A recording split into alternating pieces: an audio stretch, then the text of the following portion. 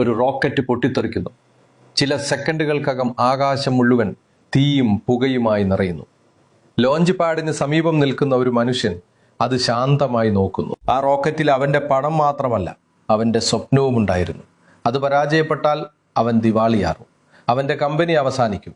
പക്ഷെ ആ മനുഷ്യൻ പിന്നോട്ടില്ല. കാരണം അവൻ വിശ്വസിക്കുന്നത് ഒരു കാര്യത്തിൽ മാത്രം: മനുഷ്യർ ഒരു ദിവസം ഭൂമിയിൽ നിന്ന് മറ്റൊരു ഗ്രഹത്തിലേക്ക് പോകും.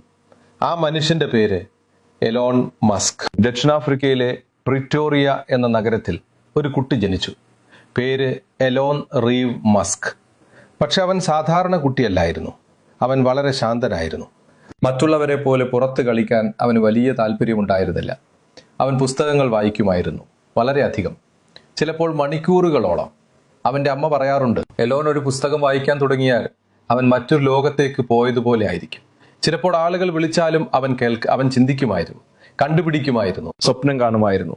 10 വയസ്സായപ്പോൾ അവനൊരു പുതിയ ആകർഷണമുണ്ടായി: കമ്പ്യൂട്ടർ. അവൻ സ്വയം പ്രോഗ്രാമിംഗ് പഠിച്ചു. അന്ന് ഇന്റർനെറ്റ് പോലും ലോകത്ത് വലിയ രീതിയിൽ ഉണ്ടായിരുന്നില്ല. പക്ഷേ 12 വയസ്സായപ്പോൾ അവനൊരു വീഡിയോ ഗെയിം നിർമ്മിച്ചു. പേര് ബ്ലാസ്റ്റാർ. അതൊരു മാഗസിനിന് അയച്ചു. അവനത് വാങ്ങി. വില $500. ഒരു 12 വയസ്സുകാരന് അത് വലിയ വിജയമായിരുന്നു. പക്ഷേ സ്കൂളിലെ ജീവിതം എളുപ്പമായിരുന്നില്ല. അവനെ പലപ്പോഴും ബുള്ളിയിങ് ചെയ്തു. ഒരു ദിവസം ചില കുട്ടികൾ അവനെ പടിക്കെട്ടിൽ നിന്ന് തള്ളി. അവൻ ബോധം കെട്ടു. ആ സംഭവത്തിന് ശേഷം അവൻ ആശുപത്രിയിലെത്തേണ്ടി വന്നു. അത് അവൻ്റെ ബാല്യത്തിലെ ഏറ്റവും കഠിനമായ അനുഭവങ്ങളിലൊന്നായിരുന്നു. പക്ഷെ ആ സംഭവങ്ങൾ അവനെ ശക്തനാക്കി. അവൻ മനസ്സിൽ തീരുമാനിച്ചു, ഞാൻ വലിയ കാര്യങ്ങൾ ചെയ്യണം. 17 വയസ്സായപ്പോൾ അവൻ ദക്ഷിണാഫ്രിക്ക വിട്ടു, കാനഡയിലേക്ക്, അവിടെ നിന്ന് പിന്നീട് അമേരിക്കയിലേക്ക്. കാരണം അവൻ വിശ്വസിച്ചു, ഭാവി ടെക്നോളജിയിലാണ്, അത് ഏറ്റവും വേഗത്തിൽ വളരുന്നത് അമേരിക്കയിലാണ്. അവൻ തൻ്റെ സഹോദരനൊപ്പം ഒരു സ്റ്റാർട്ടപ്പ് തുടങ്ങി. പേര് Zip2. അതൊരു ഓൺലൈൻ ബിസിനസ് ഡയറക്ടറി ആയിരുന്നു. ഇന്ന് ഗൂഗിൾ മാപ്പിൽ കാണുന്ന ബിസിനസ് ലിസ്റ്റിങ്ങുകൾ പോലെ. പക്ഷെ അന്ന് ഇത് പുതിയ ആശയമായിരുന്നു. കമ്പനി വളർന്നു. കുറച്ച് വർഷങ്ങൾക്ക് ശേഷം 1999 കോംപാക്ക് കമ്പനി Zip2 വാങ്ങി. വില $307 മില്യൺ. എലോൺ മസ്കിന് ലഭിച്ചത് ഏകദേശം $22 മില്യൺ. അവനിപ്പോൾ കോടീശ്വരനായിരുന്നു. പക്ഷെ അവൻ നിർത്തിയില്ല. അടുത്ത കമ്പനി X.com, ഒരു ഓൺലൈൻ ബാങ്കിംഗ് സർവീസ്. അന്ന് ബാങ്കിംഗ് എല്ലാം ബ്രാഞ്ചുകളിലായിരുന്നു. പക്ഷേ മസ്ക് വിശ്വസിച്ചു, പണം ഇന്റർനെറ്റിലൂടെ അയക്കാൻ കഴിയണം. X.com പിന്നീട് മാറി പേയ്പാൽ. 2002 eBay പേയ്പാൽ വാങ്ങി. വില $15 ബില്യൺ. മസ്കിന് ലഭിച്ചത് ഏകദേശം $180 മില്യൺ. അവനിപ്പോൾ വളരെ സമ്പന്നനായിരുന്നു. പക്ഷെ അവൻ ആ പണം കൊണ്ട് വലിയ വീടുകളും യാച്ചുകളും വാങ്ങിയില്ല. അവൻ പണം മുഴുവൻ പുതിയ ആശയങ്ങളിൽ നിക്ഷേപിച്ചു. ഒരു പുതിയ കമ്പനി, SpaceX. ലക്ഷ്യം റോക്കറ്റ് നിർമ്മിക്കുക. അത് കേട്ടപ്പോൾ പലരും ചിരിച്ചു. കാരണം റോക്കറ്റ് നിർമ്മാണം ലോകത്തിലെ ഏറ്റവും ബുദ്ധിമുട്ടുള്ള കാര്യങ്ങളിൽ ഒന്നാണ്. നാസ പോലും അതിൽ പലപ്പോഴും പരാജയപ്പെടുന്നു. പക്ഷെ മസ്ക് വിശ്വസിച്ചു, റോക്കറ്റ് നിർമ്മാണ ചെലവ് കുറക്കാൻ കഴിയുമെങ്കിൽ ബഹിരാകാശ യാത്ര സാധാരണക്കാരാക്കാം. അവൻ റഷ്യയിലേക്ക് പോയി പഴയ റോക്കറ്റുകൾ വാങ്ങാൻ. പക്ഷേ റഷ്യൻ എഞ്ചിനീയർമാർ അവനെ പരിഹസിച്ചു.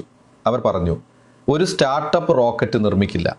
ആ വാക്കുകൾ മസ്കിനെ കൂടുതൽ പ്രേരിപ്പിച്ചു. അവൻ തീരുമാനിച്ചു, ഞാൻ തന്നെ നിർമ്മിക്കും. SpaceX ആദ്യ റോക്കറ്റ് പരീക്ഷണം ഫാൽക്കൺ 1. റോക്കറ്റ് പറന്നു.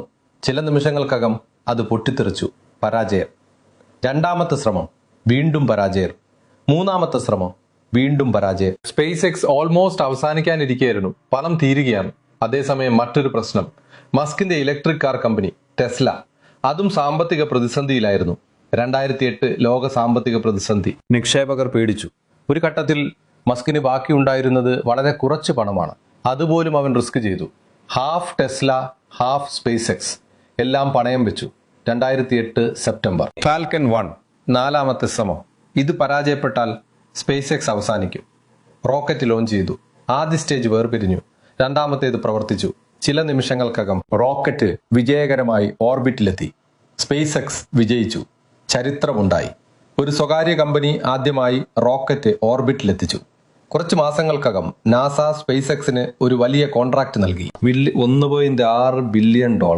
SpaceX രക്ഷപ്പെട്ടു. അതിനുശേഷം സംഭവിച്ചത് ലോകത്തെ ഞെട്ടിച്ചു. SpaceX റീയൂസബിൾ റോക്കറ്റ്സ് നിർമ്മിച്ചു. അതൊരു വലിയ വിപ്ലവമായിരുന്നു. റോക്കറ്റ് ഒരിക്കൽ മാത്രം ഉപയോഗിക്കേണ്ടതില്ല. വീണ്ടും ഭൂമിയിലിറക്കാം, വീണ്ടും ഉപയോഗിക്കാം. 2015 ഫാൽക്കൺ 9 റോക്കറ്റ് ജയകരമായി ഭൂമിയിൽ വേർട്ടിക്കലായി ഇറങ്ങി. ഇത് ബഹിരാകാശ വ്യവസായം തന്നെ മാറ്റി. Space X crew dragon. NASA astronauts space X വഴി അന്താരാഷ്ട്ര ബഹിരാകാശ നിലയത്തിലേക്ക്. ഒരു സ്വകാര്യ കമ്പനി മനുഷ്യരെ ബഹിരാകാശത്തിലേക്ക് കൊണ്ടുപോയി. ഇതൊരു പുതിയ കാലഘട്ടം. പക്ഷേ എലോൺ മസ്കിന്റെ ഏറ്റവും വലിയ സ്വപ്നം ഇതല്ല. അവന്റെ ലക്ഷ്യം മാർസ്. സ്റ്റാർഷിപ്പ് എന്നൊരു വലിയ റോക്കറ്റ്, ലോകത്തിലെ ഏറ്റവും ശക്തമായ റോക്കറ്റ്. അവന്റെ പദ്ധതി ഒരു ദിവസം 1 മില്യൺ ആളുകൾ മാർസിൽ ജീവിക്കുക. ഇന്നത്തെ ലോകത്ത് എലോൺ മസ്ക് ഒരു ബിസിനസ്സുകാരൻ മാത്രമല്ല, അവൻ ടെക്നോളജി ലോകത്തെ മാറ്റിയ മനുഷ്യനാണ്. ടെസ്ല ഇലക്ട്രിക് കാർ വിപ്ലവം കൊണ്ടുവന്നു. സ്പേസ് എക്സ് ബഹിരാകാശ വ്യവസായത്തെ മാറ്റി. സ്റ്റാർലിങ്ക് ലോകമെമ്പാടും സാറ്റലൈറ്റ് ഇന്റർനെറ്റ് നൽകുന്നു. ന്യൂരാലിങ്ക് മനുഷ്യന്റെ ബ്രെയിനുമായി കമ്പ്യൂട്ടർ ബന്ധിപ്പിക്കാൻ ശ്രമിക്കുന്നു. അവൻ സോഷ്യൽ മീഡിയ പ്ലാറ്റ്ഫോമായ ട്വിറ്റർ, ഇപ്പോൾ എക്സ് പോലും വാങ്ങി. പക്ഷേ എലോൺ മസ്കിനെ കുറിച്ച് ലോകം 2ആയി വിഭജിച്ചിരിക്കുന്നു. ചിലർ അവനെ ഒരു ജീനിയസ് എന്ന് പറയുന്നു, ചിലർ അവനെ അപകടകരമായ മനുഷ്യൻ എന്നും പറയുന്നു. പക്ഷെ ഒരു കാര്യത്തിൽ സംശയമില്ല, അവൻ ഭാവിയെ മാറ്റാൻ ശ്രമിക്കുന്ന മനുഷ്യനാണ്. ഒരു ദിവസം മനുഷ്യർ ഭൂമിയെ വിട്ട് മറ്റൊരു ഗ്രഹത്തിലേക്ക് പോയാൽ ചരിത്രം ഒരാളെ ഓർക്കും, എലോൺ മസ്ക്. പക്ഷെ ഒരു ചോദ്യം ഇപ്പോഴും ബാക്കി. അവൻ ഒരു വിഷണറിയാണോ, അല്ലെങ്കിൽ മനുഷ്യരാശിയുടെ ഭാവിയെ പരീക്ഷിക്കുന്ന ഒരാളാണോ? ആ ഉത്തരവറിയാൻ നമുക്കിനിയും കാത്തിരിക്കേണ്ടി വരും.